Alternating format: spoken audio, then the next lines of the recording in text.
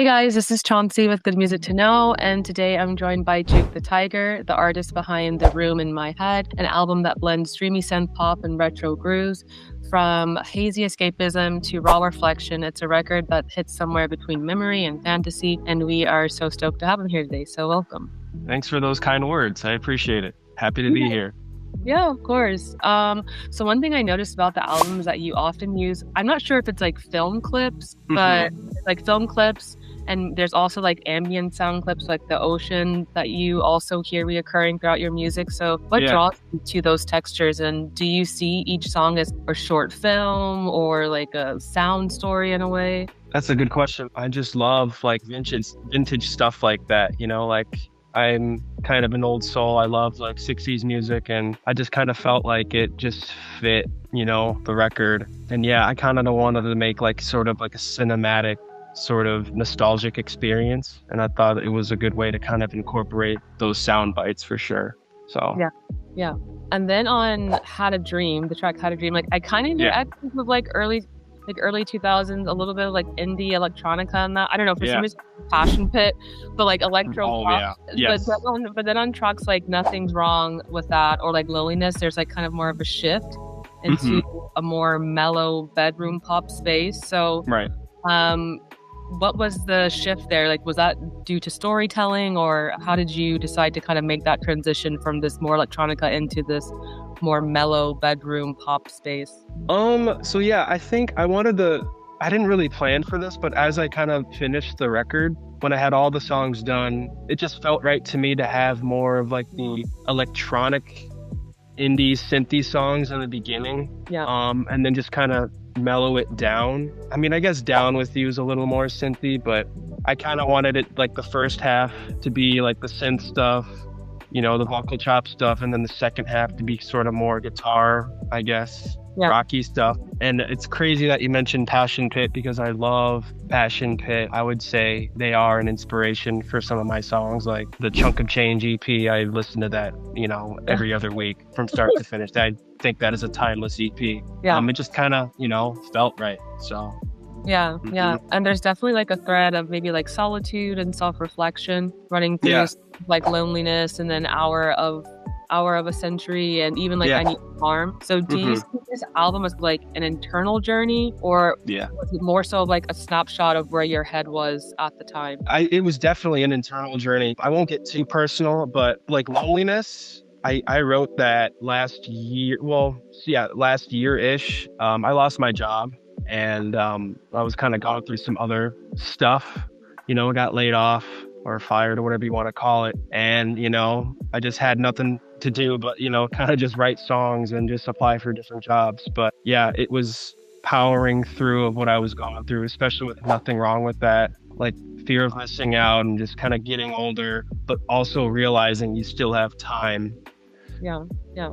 And I Need a Farm, that song is actually dedicated to a friend of mine that was kind of going through some stuff as well. That one was about a buddy of mine who kind of lost his job.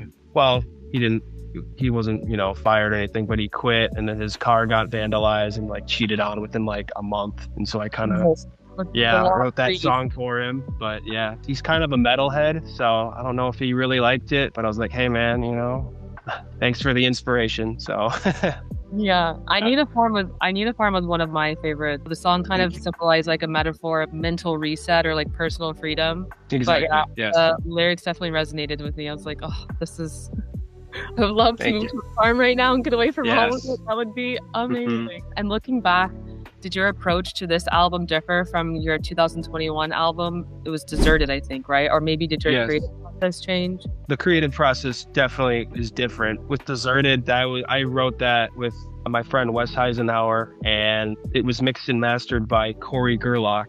Fantastic people, fantastic engineer. Wes basically made a majority of those beats. I mean, I kind of hopped on, provided my own elements too, but with this album, it was definitely more, I made all the songs, I had more control. I had Mike Nolte from Eureka master it, but it's definitely different in the sense it was, I guess, it's more of my own DIY project for sure. So, yeah. And then your newest single, Temporary Blues. I don't know, for me, it felt like a snapshot of like burnout or maybe kind of just like being stuck in a rut.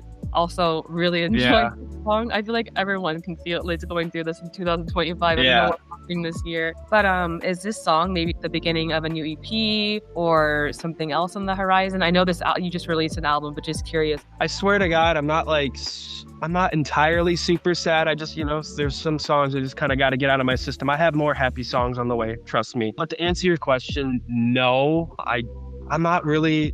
I mean, I'm working on a bunch of songs right now, but I think I'm going to go the route of releasing just singles.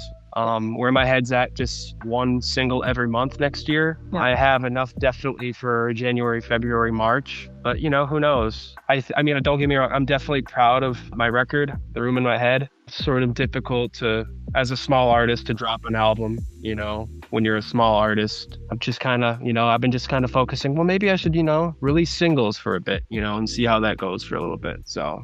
And a bit of a fun question. If The Room in My Head were like a soundtrack to a movie, what kind of story or feeling would that film captured? That's a great question. I don't know why, but the first thing that popped in my mind was The Graduate. But okay. No, I think it would definitely be like a comedy, but I don't know if it'd be like a romantic comedy. I don't know. Oh man, I have to think. I wasn't expecting comedy. I'm a goofy guy, so maybe a drama comedy. I guess sort of a journey full of ups and downs, but at the end of the day, you realize life is good and you can just go outside. It'd be a summertime movie for sure. So yeah, for some reason you said comedy, and the only thing that popped in my head was Napoleon Dynamite, and like that's not the right movie, but that's the right. Yeah, that would fit. Yeah. But yeah.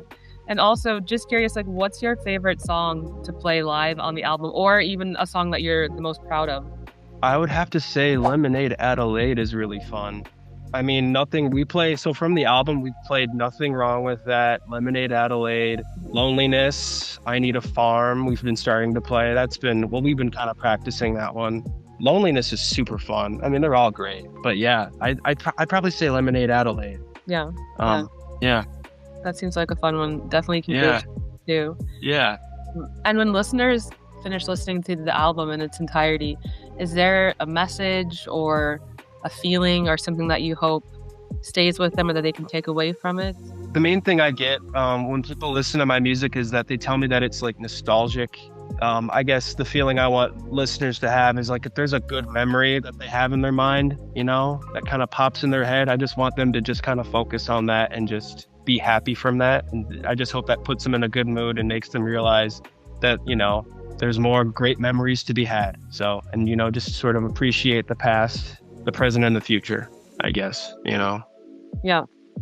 So what's next on the horizon for you for 2025? Well, I suppose it's almost 2026, so I'll say 2025. Yeah. 2026. Yeah. What's next for you? I know you said maybe releasing a few singles each month. Anything else, like any shows or gigs that you have planned?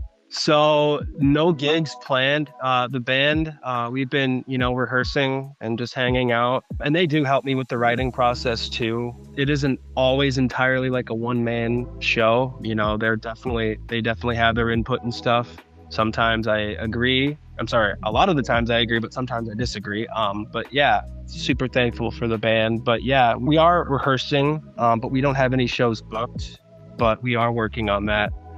And as far as singles, expect more singles next year, or maybe even an EP. I really don't know about an album or an EP, but I definitely have 3 songs I want to drop at the beginning of next year. So, yeah.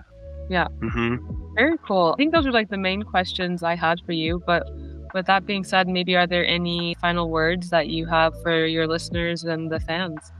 No, not really. If you're watching this, I guess thanks for listening to my music. I really, really appreciate it. And yeah, have a good day. Have the best of days. I don't know.